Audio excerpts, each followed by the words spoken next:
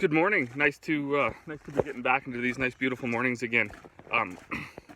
August traditionally is a pretty good month to be hanging out in northern Alberta. The last few days have been, I don't know, pretty windy, pretty overcast. I think we did have a touch of frost a few days ago. I don't think anything damaging, but it was cold. But now it looks like we're going to get a week or two maybe here of nice. It's already about 27 degrees, I think, out here, which is maybe foreign to some and maybe not impressive to others. But for it to already be in the 20s by, I guess it is about 10 o'clock, so that's pretty crazy. It is Sunday. We are going to go back down to the creek, and kids are going to play in the water a little bit. Probably we'll go down there around noon, spend a couple of hours down there. But the first thing I want to do is our grain dryer right now. It's been so wet, it actually, it's starting to sink. Right now I'm going to hook the tractor up to it. I'm going to drag it out of the way so we can put some more gravel down there around it and clean up where it's sitting. Then once I bring it out, I'll check a few bearings, grease it up a little bit, and we got some minor parts my dad had ordered a year or two ago for it, so we'll probably install those. But while everybody else is in there packing up picnic to go to the lake or the creek, I'm going to move that out of the way. So these kind of dryers have leveling jacks all the way around them. So first thing I gotta do is move this brush grapple out of the way, and then go back to the shop, grab a jack, find a tractor, hook it up, and then let all these jacks down so the wheels are on the ground.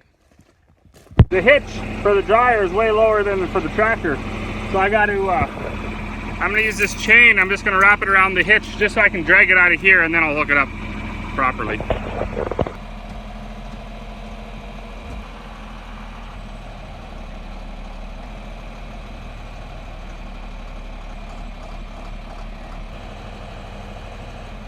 So after those minor struggles, I did get it. I got it hooked back up and backed up over here.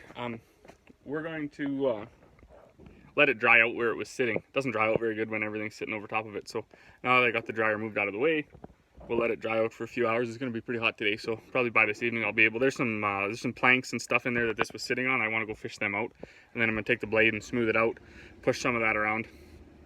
I thought while I had this here, I would explain. I think there's a few more types of grain dryers now. I think there's tower ones or whatever, but the most common ones you find on farms are batch dryers and continuous dryers. This dryer is a batch dryer. It's about 500 and some bushels. This one's a little older. There's some new technology, digital moisture and everything like that. We don't get too scientific around here when we dry grain.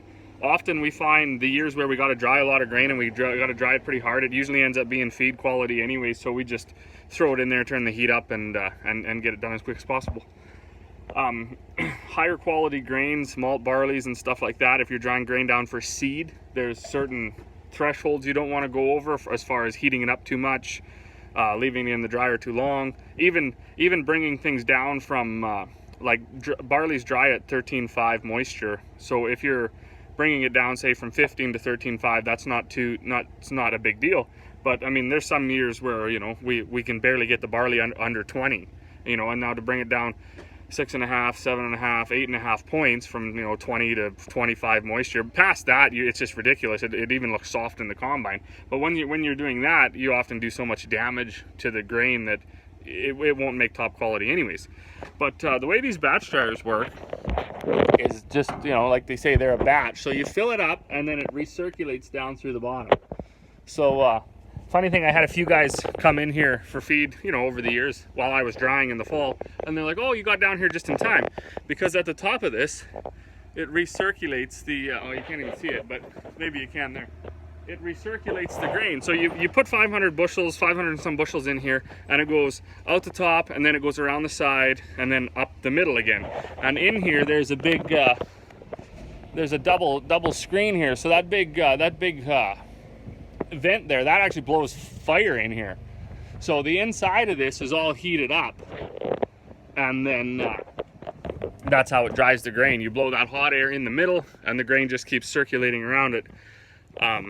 Continuous dryers, I'm not even 100% sure how they work. I've never actually really looked inside of one. But for us, and we actually do dry a lot of grain, so I can't make the argument that we don't buy enough grain to get a good setup. It's just grain dryer setups are so expensive. And like I said before, we actually really don't mind doing the work. Up here in northern Alberta, you generally can't start combining till afternoon anyways, because there's too much moisture in the morning. So we usually, I mean, we never get ahead. I'm not going to say that, but we have enough storage here, and we got those temp cables in all the bins that we just put all the grain in there, you know, tough or whatever, and then we just take it out, run it through the dryer pretty quick. You can do, you know, between 4 and 8 loads a day.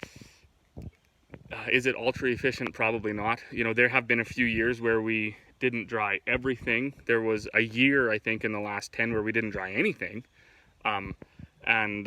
You know, most years there's a little bit we don't dry, a little bit we do. So it's a lot of work, but like I say, it's all where you want to allocate the money, right? If you want to do a decent dryer setup, I would say it's minimum $100,000. People might argue with that and say, well, we can do it cheaper. I bet you can't. Like, to do it properly, you're going to need, first thing you need is a spot. You're going to need a cement pad. You're either going to have to plumb in natural gas or get a decent sized propane tank. You're going to need, basically you're going to need three-phase power. Up here in northern Alberta, we have like almost third world power supply. Like, it's embarrassing. It's just, maybe it's not as bad as Thailand, but for being northern Alberta, you know, land of energy, it's just ridiculous. But and then tremendously expensive. I mean, your power bill goes way up. I don't know how that formula works out, but it's very expensive. We did look into it a few times about getting three-phase power put into the yard. We just, like I say, don't really feel like ponying up that big amount of money for something so unique as grain drying. So this is our little spot. We really only started actually working on it this spring, but so there's a fire pit now, carved in a little spot to get down here. It's actually quite cool. It's not, the river's nice and clean because it always flows. It's not deep, but it always flows. So the wife and the kids are just up there at the bend. There was a bit of a log jam there, so the actually water here was down about a foot from when we were here last. So once they get that cleared, it's actually flowing pretty good there now.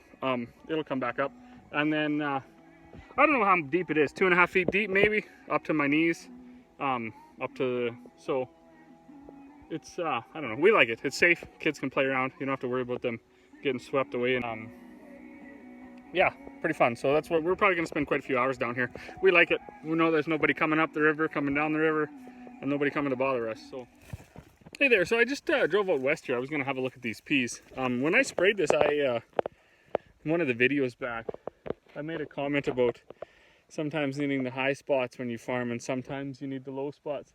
You can clearly see out there, like there's a draw where that's just nothing but weeds. And this is a terrible pea crop too, don't get me wrong. But once you start to get up on the knoll a little bit, you do encounter some peas. So they're pretty far behind. I would have swathed them already if they were like a normal year, if they were a little bit plumper. But you know, these peas, they're not tall by any means, but I mean they are at least up to my knee, and it's not, like I say, parts of this field I will be able to swath or come back and straight cut, and I will get something. You can see all the pods. It would have actually been a pretty good crop, but now it's just going to be, I might not even make it, to be honest with you. Yeah, I slipped over to this barley field. This is the one that I had I had ran out of this seed that hadn't been desiccated from the prior year. So I switched over, and it had been desiccated though. And that was back to, like, I was told, well, you know, like this, it won't make seed, and it won't do this, and it won't do that, and there was all these possibilities of things that may or may not happen. So there's looking down the row. I left this little wedge, which just became straight weeds, but hey, the bees like them, so I'm doing my part. Save the bees. See, there's like 3 or 4 bees. Looks pretty much the same to me. We could grab a head from each side for sure. Yeah, so there they are side by side. It's all filling out nice. And also, because I'm out and about, I thought I better stop and check these oats. When I did that last crop tour video, they weren't even headed out yet, so I'm gonna walk out here now.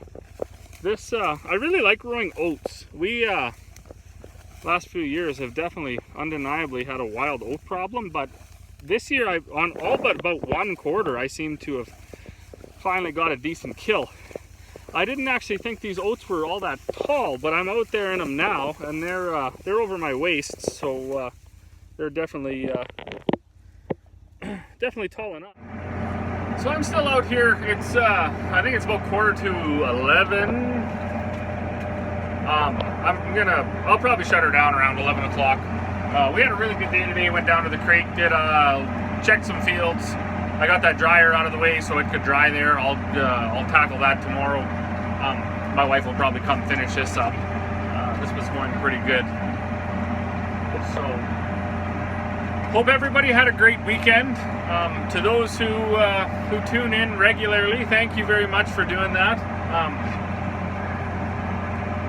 I guess we'll see you all tomorrow.